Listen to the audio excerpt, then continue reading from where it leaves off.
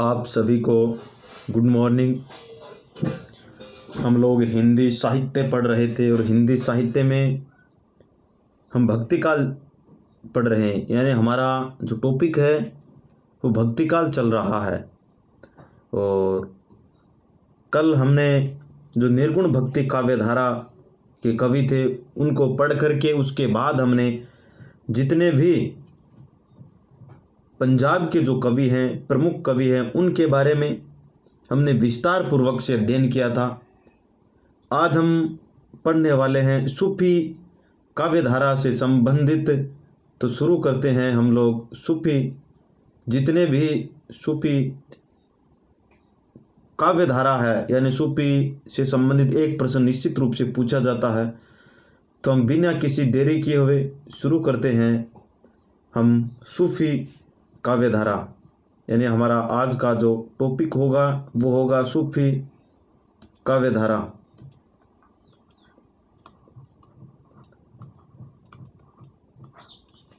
सूफी काव्यधारा हम लोग आज सूफी काव्यधारा के बारे में पढ़ेंगे। सूफी शब्द है, इसका अर्थ क्या होता है, सूफी की विशेषताएं क्या होती है। ज़्यादातर प्रश्न सूफी की विशेषताओं से पूछा जाता है। तो हम सूफी, सबसे पहले सूफी शब्द है, इसकी उत्पत्ति है, इसका अर्थ क्या होता है वो पढ़ेंगे। तो सूफी जो शब्द है, सूफी शब्द की उत्पत्ति सूफ शब्द से हुई है। तो हम लिख सकते हैं कि सूफी शब्द की उत्पत्ति सूफ शब्द से हुई है। किससे हुई है? सूफ शब्द से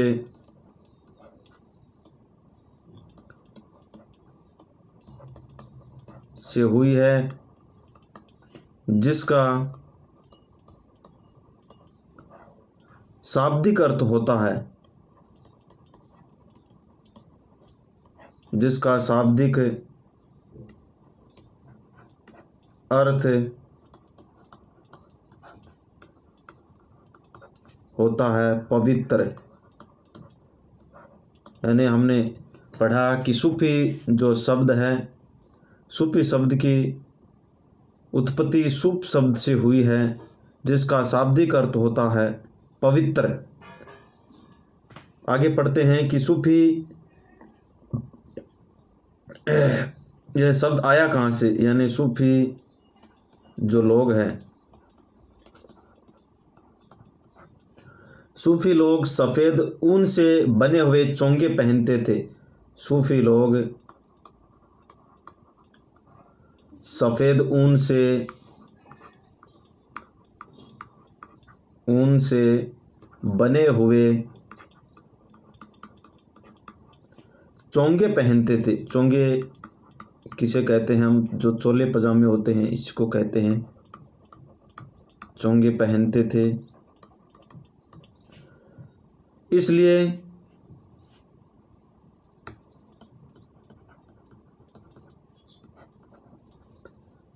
कुछ विद्वान, यानी चोंगे पहनते थे तो इसलिए कुछ विद्वान है सूफ शब्द का अर्थ सफ़ेद ऊन भी बताते हैं। कुछ विद्वान सूफ शब्द का अर्थ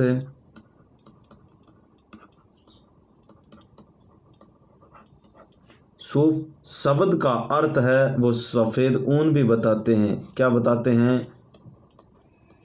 सफ़ेद ऊन भी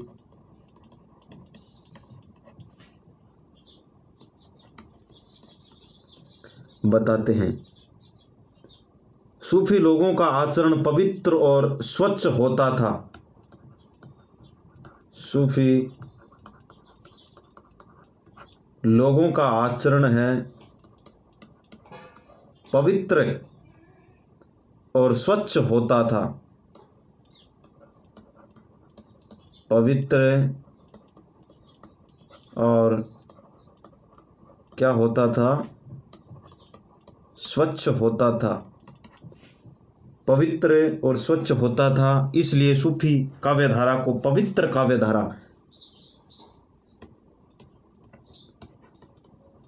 इसलिए सूफी काव्य धारा है,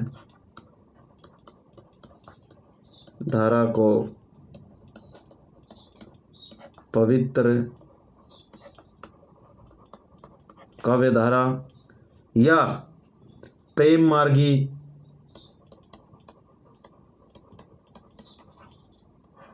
मार्गी जिसे ही हम प्रेमाश्रयी भी कहते हैं, यानी प्रेम पर आश्रित, प्रेमाश्रयी या रोमांसिक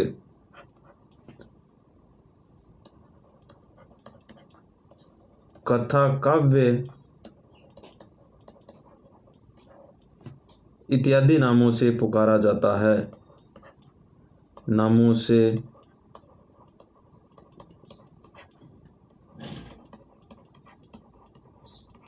पुकारा जाता है। अब हम पढ़ेंगे सूफी काव्य धारा की विशेषताएं कौन कौन सी है। तो हम पढ़ेंगे सूफी काव्य धारा की विशेषताएं। सूफी काव्य धारा की विशेषताएं।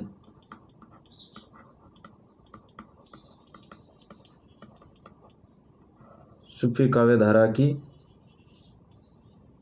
विशेषताएं।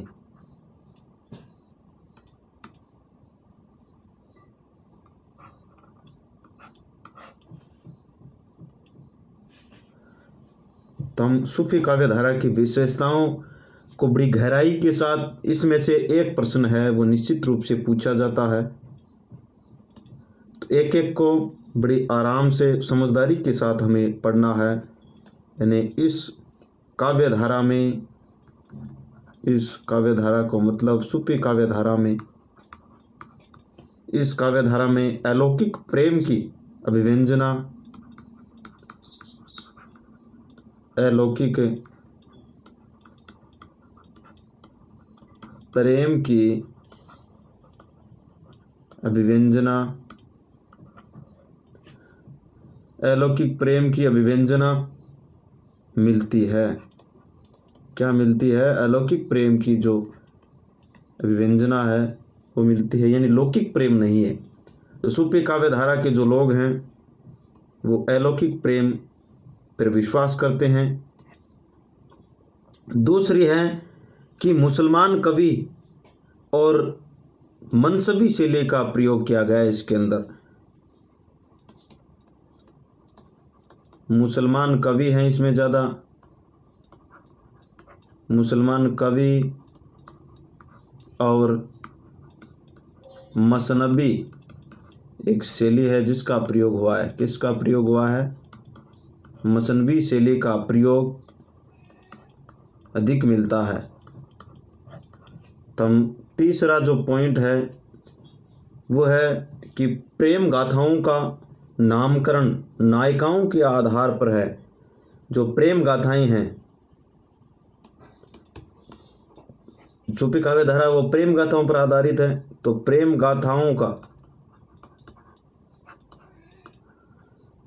गाथाओं का नामकरण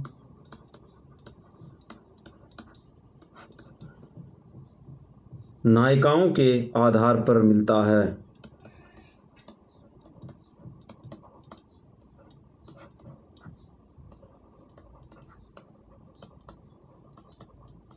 नायिकाओं के आधार पर मिलता है। चौथा पॉइंट है वो है कि नायक व नायिका चित्रण में समान पद्धति का प्रयोग किया गया है, यानी किसी को कम या किसी को ज़्यादा नहीं दर्शाया गया है, बल्कि समान प्रवृत्ति है इसको दर्शाया गया है। तो हम लिखेंगे चौथा पॉइंट है वह है कि नायक और नायिका चित्रण में, नायक व नायिका चित्रण में समान पद्धति का प्रयोग हुआ है। किसका हुआ है? समान पद्धति का प्रयोग, पद्धति का प्रयोग हुआ है। अगला पॉइंट है, अगली विशेषता है कि हिंदू संस्कृति एवं लोक पक्ष का अधिक प्रयोग मिलता है इसके अंदर। हिंदू संस्कृति एवं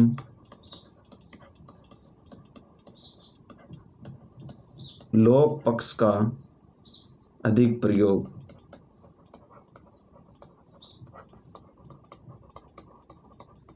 लोक पक्ष का अधिक प्रयोग।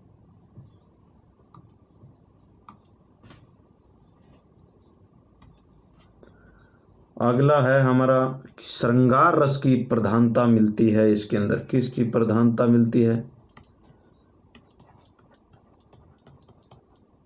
श्रृंगार रस की प्रधानता।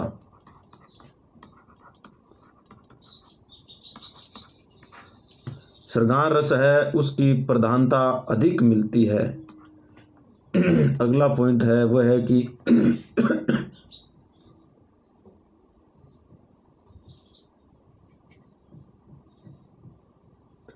अवधी भाषा और क्षेत्रीय बोलियों का प्रयोग हुआ है।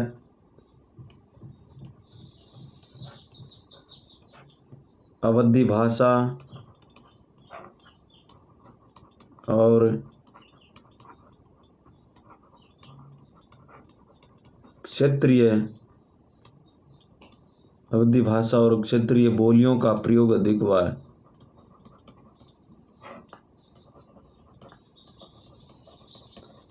बोलियों का प्रयोग अधिक हुआ है। अगली विशेषता है कथा संगठन एवं कथानक रूढ़ियों का काव्य में प्रयोग। यानी जो कथा है, कथा संगठन और कथानक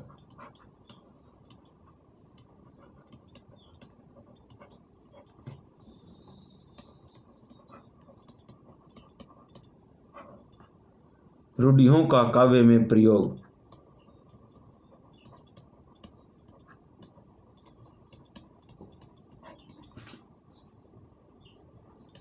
अगली विशेषता है कि किसी संप्रदाय के खंडन व मंडन का अभाव मिलता है। यानी इसके अंदर किसी भी संप्रदाय का ना तो खंडन किया गया है और ना ही मंडन, ना तो जोड़ने का काम है ना ही उसे खिंडाने का काम है। यानी किसी संप्रदाय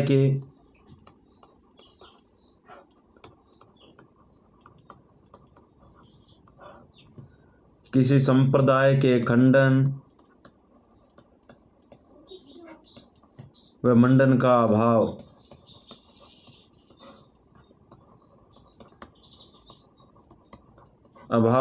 पाया जाता है। अगली विशेषता है प्रेम आख्यानक पद्धति पर अधिक प्रयोग। प्रेम आख्यानक पद्धति पर अधिक बल। यानी हमने पहले पढ़ा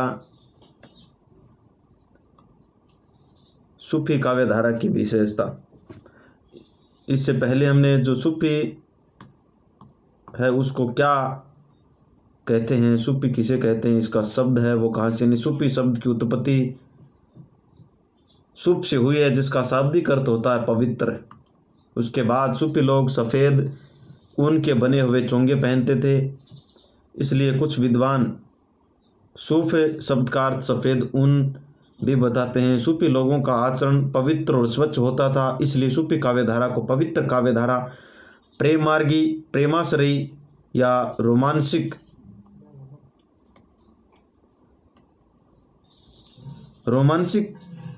कथा काव्य इत्यादि नामों से पुकारा। उसके बाद हमने पढ़ा सूफी जो काव्य धारा है उसकी विशेषताएं कौन कौन सी है। नंबर 1, इस काव्य धारा में अलौकिक प्रेम की अभिव्यंजना मिलती है। दूसरी विशेषता थी मुसलमान कवि मनसबी शैली का प्रयोग हुआ, मसनवी शैली का। उसके बाद प्रेम गाथाओं का नामकरण नायिकाओं के आधार पर किया गया। नायक नायिका चित्रण में सम्मान पद्धति अपनाई गई। उसके बाद हमने पढ़ा कि हिंदू संस्कृति एवं लोक पक्ष का अधिक प्रयोग किया गया। उसके बाद अगली है श्रृंगार रस की प्रधानता मिलती है। छठी है कि अवधी भाषा और क्षेत्रीय बोलियों का प्रयोग अधिक हुआ है। कथा, संगठन और कथानक रूढ़ियों का काव्य में प्रयोग। किसी संप्रदाय के खंडन व मंडन का अभाव मिलता है, यानी किसी के खंडन मंडन नहीं किया गया इसके अंदर। प्रेम आख्यानक पद्धति पर अधिक बल मिलता है। ये हमने विशेषताएं पढ़ी। अब हम पढ़ेंगे सूफी काव्यधारा के प्रमुख गुण कौन कौन से हैं। सूफी काव्यधारा के प्रमुख गुण कौन कौन से हैं, तो हम पढ़ते हैं सूफी काव्यधारा के प्रमुख गुण।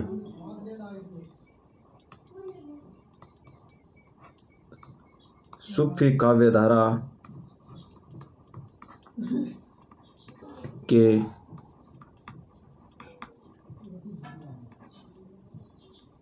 प्रमुख गुण।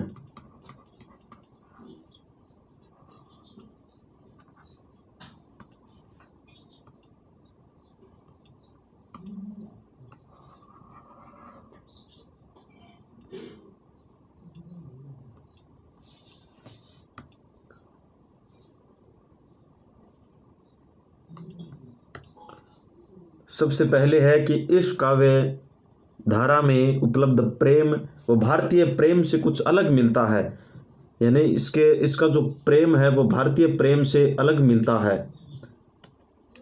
इस काव्यधारा का प्रेम, इस काव्यधारा का प्रेम है वो भारतीय प्रेम से अलग मिलता है। काव्यधारा का प्रेम भारतीय प्रेम से अलग मिलता है या अलग है। दूसरी जो विशेषता या दूसरा जो गुण है, वो आचार्य रामचंद्र शुक्ल ने इस काव्यधारा पर मसनवी शैली का प्रभाव बताया है। यानी आचार्य रामचंद्र शुक्ल ने इस काव्यधारा पर मसनवी शैली का प्रभाव बताया है। किसका बताया है? मसनवी शैली का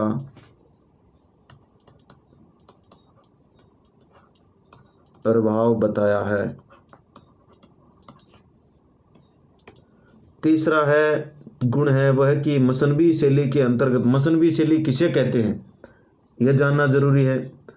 तो मसनवी शैली के अंतर्गत दर्श वंदना, हजरत मोहब्बत की स्तुति, गुरु की महिमा का निरूपण और तत्कालीन शासक की प्रशंसा इत्यादि का वर्णन मिलता है। यानी मसनवी शैली होती है वो होती है कि इसके अंदर गुरु वंदना मिलती है। दर्शन का मतलब गुरु की जो वंदना है वो मिलती है, और तत्कालीन जो शासक होते हैं उसके बारे में जो चल रही रूढ़ियाँ होती है उसके बारे में जानकारी मिलती है। यानी हम लिखते हैं कि मसनवी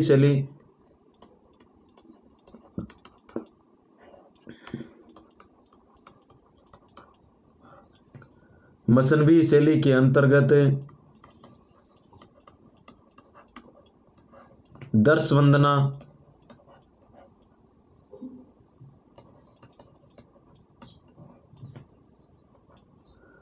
वंदना, हजरत मोहम्मद की स्तुति,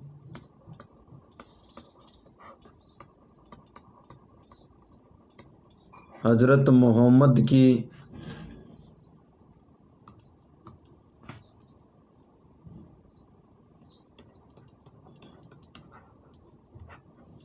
स्तुति,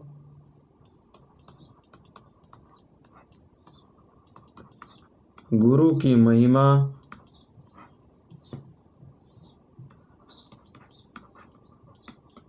का निरूपण और तत्कालीन शासक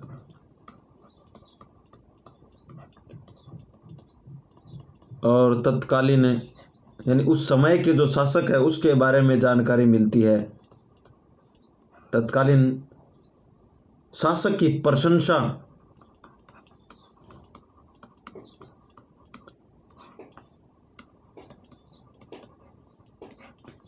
इत्यादि का वर्णन मिलता है।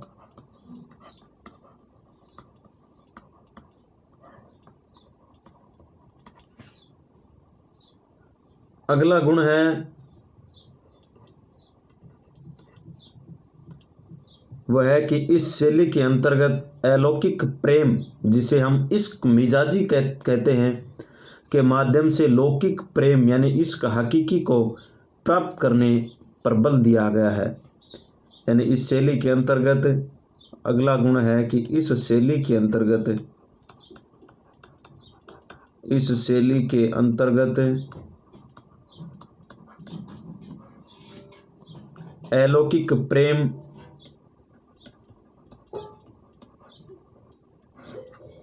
अलौकिक जो प्रेम है उसे क्या कहते हैं? इश्क मिजाजी। इश्क मिजाजी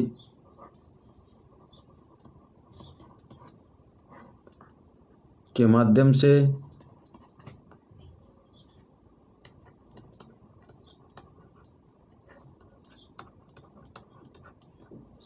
लौकिक प्रेम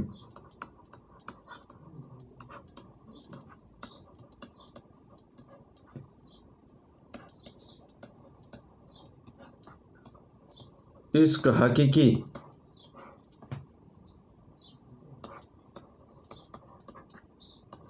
को प्राप्त करने पर बल दिया गया है।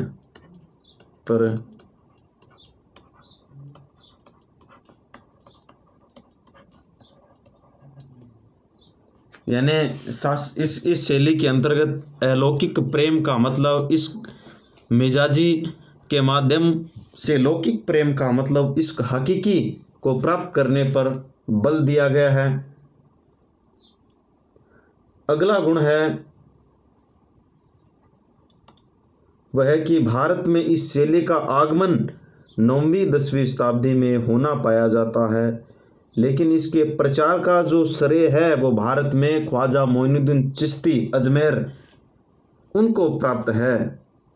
यानी भारत में इस शैली का आगमन है वो कब हुआ? भारत में इस शैली का आगमन 9वीं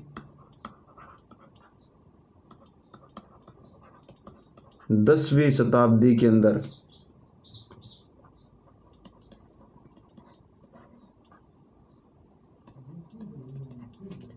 होना पाया जाता है।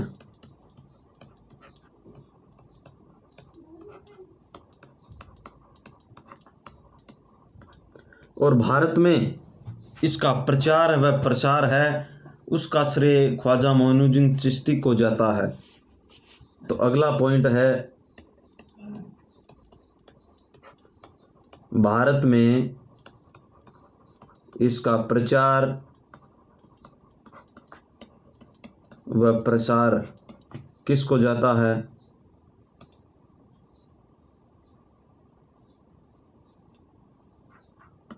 ख्वाजा मोइनुद्दीन चिश्ती। ख्वाजा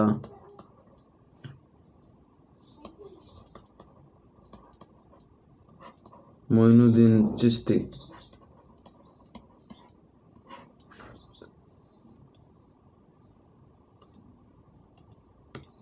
ख्वाजा मोइनुद्दीन चिश्ती को दिया जाता है।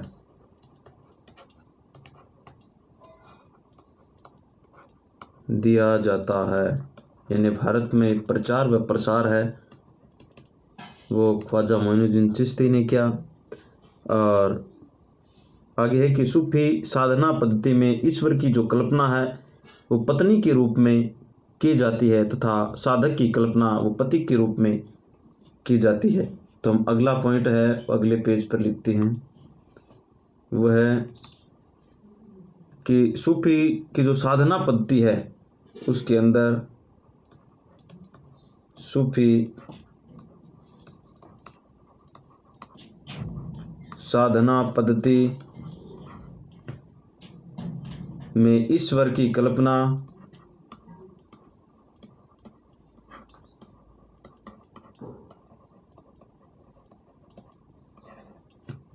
ईश्वर की जो कल्पना है वो पत्नी के रूप में,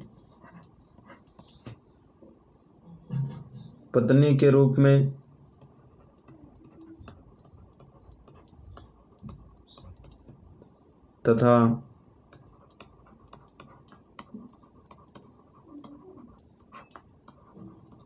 साधक की कल्पना पति के रूप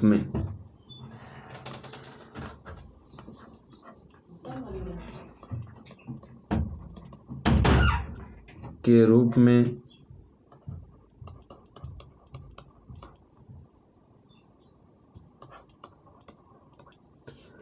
की गई है। महत्वपूर्ण बात है, हमें इसको नोट करके लिखना है, तो नोट को हिंदी में विशेष कहते हैं। तुम विशेष करके लिखेंगे। और वो है कि डॉक्टर गणपति चंद्र गुप्त ने सूफी काव्यधारा को रोमांटिक कथा काव्य की संज्ञा दी है। यानी सूफी काव्यधारा को किसने?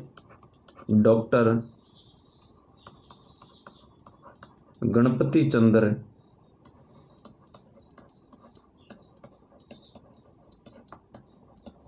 गुप्त ने सूफी काव्य को रोमांटिक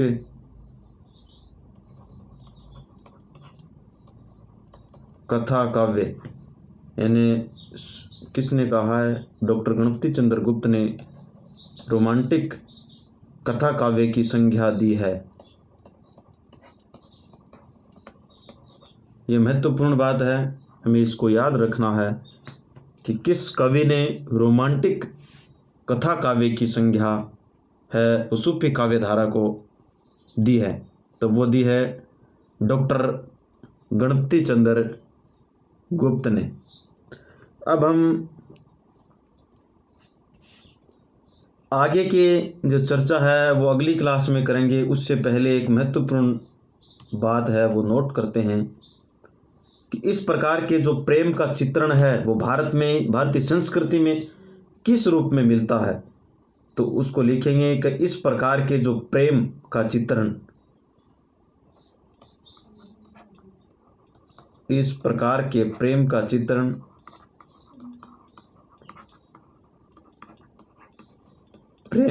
चित्रण है वो भारतीय संस्कृति में, भारतीय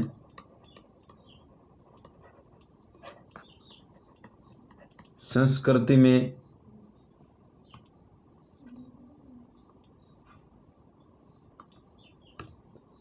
कौन कौन सा मिलता है? एक तो नल दमयंती,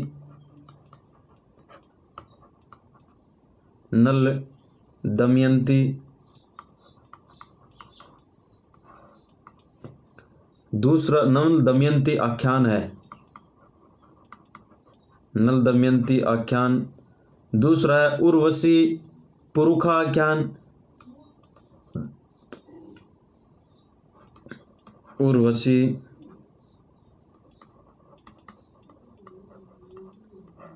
पुरुखा आख्यान।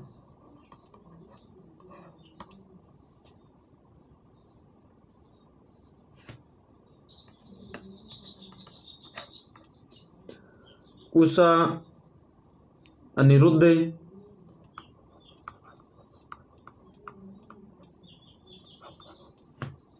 उषा अनिरुद्ध और राधा कृष्ण,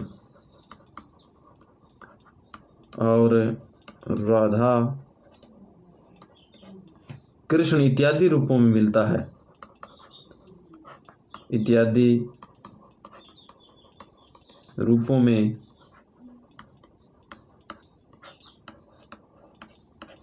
मिलता है। यानी यह जो प्रेम है वो भारत में किस संस्कृति के अंदर मिलता है? एक नल दमयंती, उर्वशी,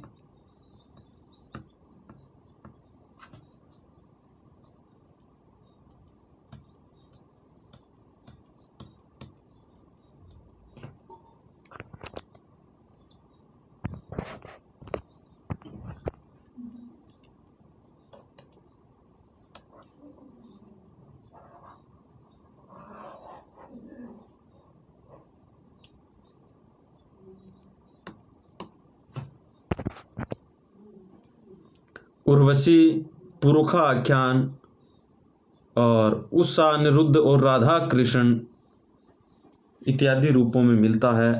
तो आज हमने जो सूफी काव्यधारा है उसके बारे में पढ़ा कि सूफी काव्यधारा जो शब्द है इसका अर्थ क्या होता है। उसके बाद हमने पढ़ा कि सूफी काव्यधारा की विशेषताएं कौन कौन सी हैं और उसके बाद हमने गुण पढ़े हैं। कल हम पढ़ेंगे सूफी प्रेम मार्गी काव्य धारा के प्रमुख रचनाकार और उनकी रचनाएं, यानी महत्वपूर्ण है, रचनाओं से संबंधित प्रश्न पूछा जाता है। तो कल हम इसके बारे में विस्तार से चर्चा करेंगे।